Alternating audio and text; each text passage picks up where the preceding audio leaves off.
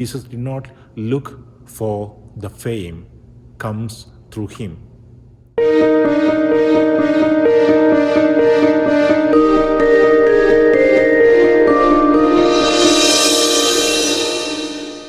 Dear brothers and sisters in Jesus Christ, we are in the fourth Sunday of ordinary time, and Jesus encounters the man with unclean spirit. Jesus rebuked him and asked him to be quiet.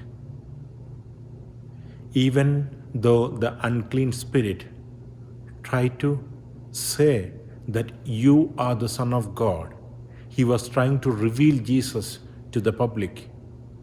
Jesus did not want that, and Jesus asked him to be quiet.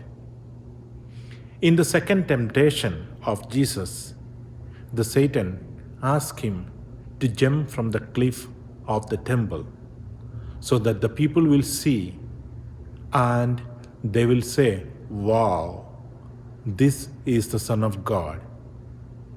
Jesus did not give himself to that temptation because Jesus is not looking for the popularity or the acceptance of people by seeing the miracle.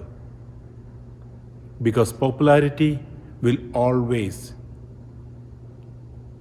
disturb and it can deviate you from the mission. So in this case also, Jesus asked the devil to be quiet.